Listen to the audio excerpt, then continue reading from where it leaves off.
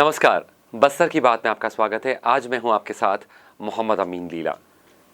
Covid का खतरा पहले से काफ़ी कम ज़रूर है, लेकिन अभी पूरी तरह टला नहीं है। इसीलिए सावधानी न छोड़ें, सतर्क रहें और वैक्सीन के दोनों टीके निर्धारित समय पर ज़रूर लगवाएं।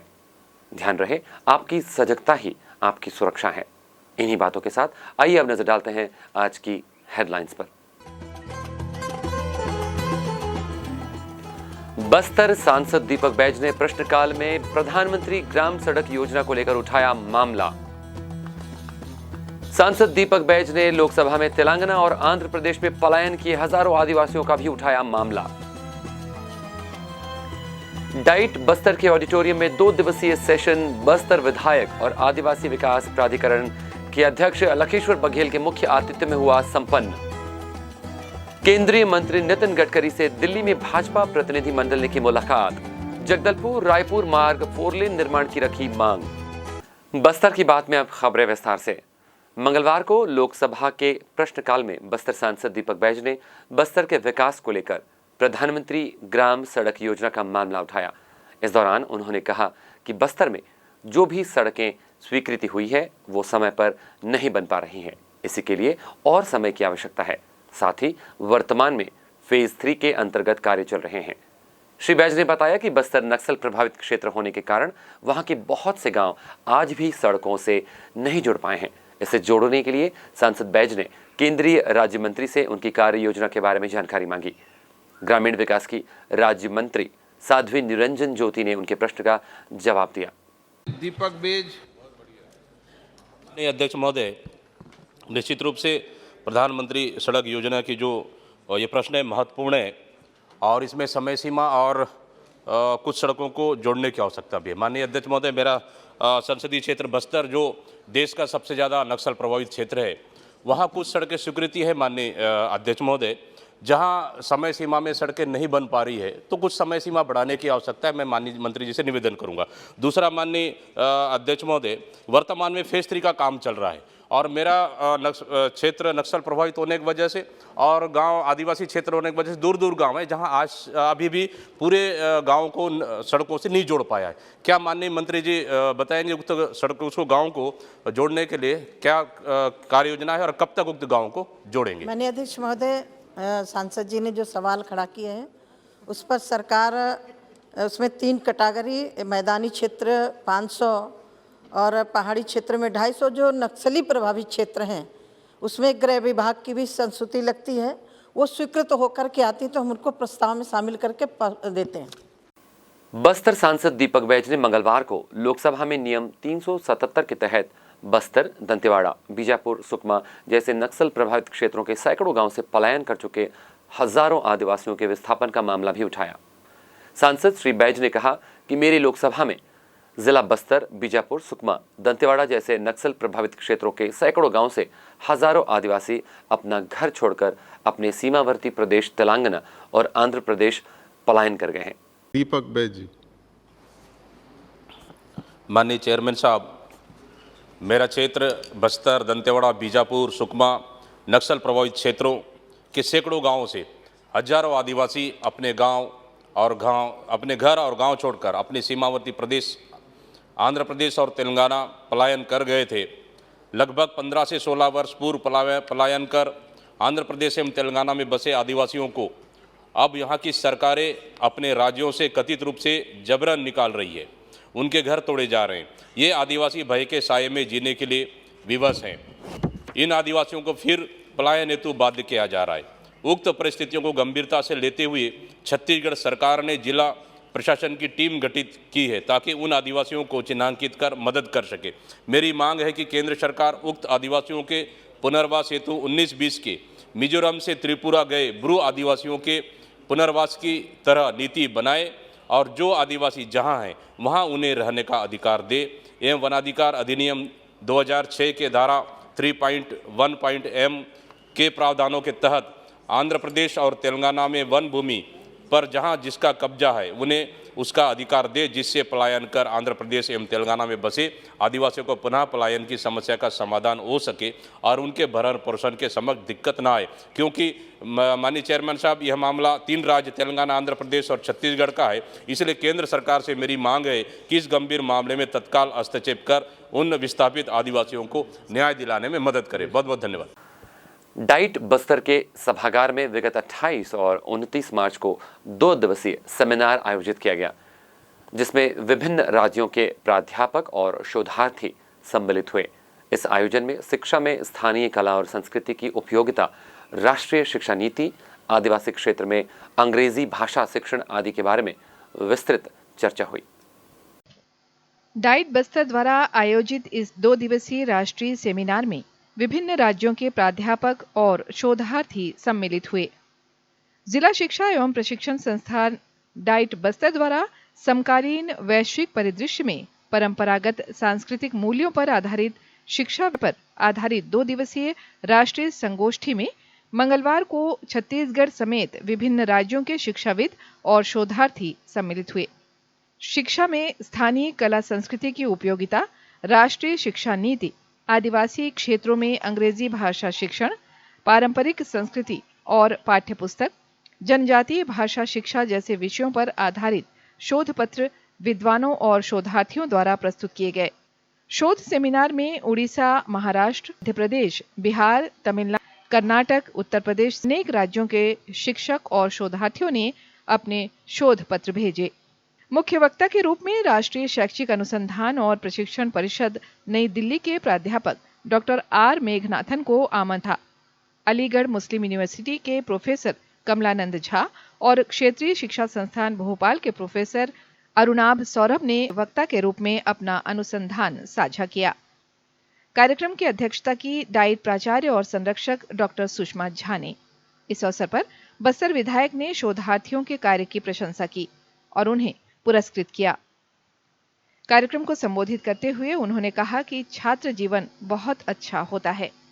आप लोग सौभाग्यशाली हैं कि आप इतनी व्यवस्था के साथ डाइट क्लास की पढ़ाई कर रहे हैं। डाइट के कर्मचारियों द्वारा विधायक को विभिन्न समस्याओं से अवगत कराया गया। विधायक ने तुरंत निराकरण करते हुए तत्काल साइकिल स्टैंड के लिए 6 लाख रुपए देने की घोषणा की। इसके अलावा बोर खनन, मरम्मत कार्य के लिए उन्होंने कहा कि ये कार्य जल्द ही पूरा कर दिया जाएगा। बस्तर की बात, जगदलपुर की। बस्तर की बात में वक्त हो चला एक छोटे से ब्रेक का। आगे खबरें और भी है, कहीं जाइएगा नहीं, बने रहिएगा हमारे साथ।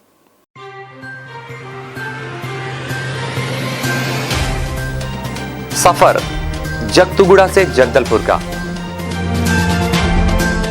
नित नई करवट लेता शहर हमारा, चौक चौराहों से होता हुआ विकास की गाथाएं गढ़ता बस्तर हमारा। कई रंगों से सराबोर, कितनी ही कहानियों को समेटे, कहीं विकास के सोपान तो कहीं सरकारी दावे और उनका सच।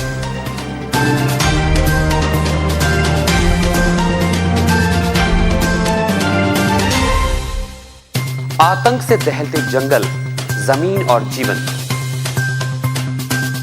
साहस और धैर्य से करवट लेती जिंदगी, राजनीति की चौसर के जाने अनजाने दांव, व्यवस्था की खूबी, कमी और खामी, खूबसूरत नजारे। अब होगी हर बात हमारे साथ, बस्तर की बात।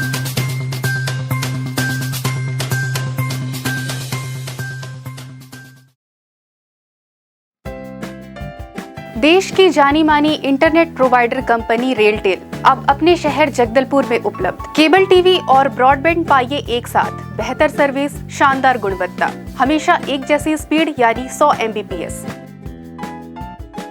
लॉन्चिंग अवसर पर पाइए विशेष छूट, राज्य के शासकीय कर्मचारियों हेतु 10% की छूट, साथ ही रेलवे कर्मचारियों के लिए विशेष छूट का प्रावधान।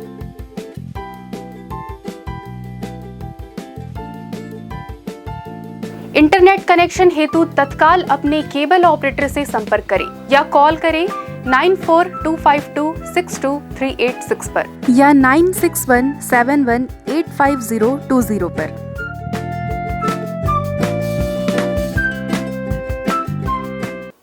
ब्रेक के बाद बस्तर की बात में फिर से आपका स्वागत है। आइए लौटते हैं खबरों की ओर।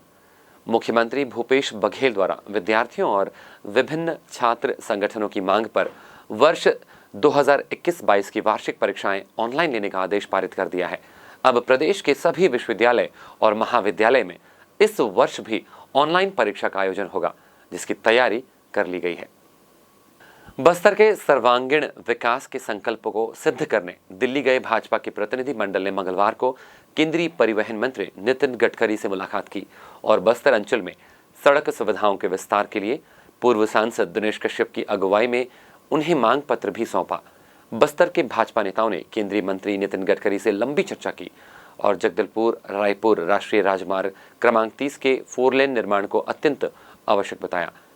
भारत माला परियोजना में बस्तर से जुड़ने वाली सड़कों को भी शामिल करने और जगदलपुर सुकमा मार्ग चौड़ीकरण का अनुरोध भी उन्होंने किया।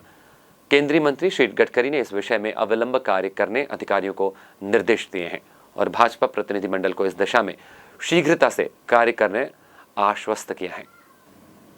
Raipur division insurance employees union इकाई जगदलपुर में 28 और 29 मार्च को राष्ट्रव्यापी आम हड़ताल हुई, जिसमें LIC शाखा जगदलपुर में पूर्णतः तालाबंदी रही।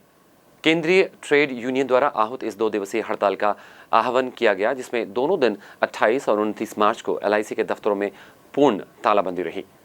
रायपुर मंडल कार्यालय सहित शाखा जगदलपुर, दंतेवाड़ा, महासमुंद, कांकेर की लगभग सभी शाखाएं भी पूर्णतः बंद रही।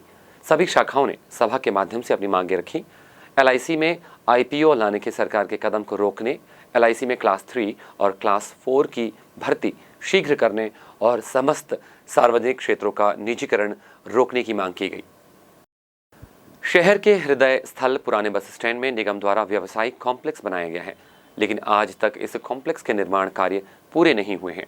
इस कॉम्प्लेक्स में दुकानों के आवंटन में विलंब पर कलेक्टर रजत बंसल ने कड़ी नाराजगी व्यक्त की है। दुकानों का शीघ्र आवंटन करने के निर्देश कलेक्टर ने दिए हैं।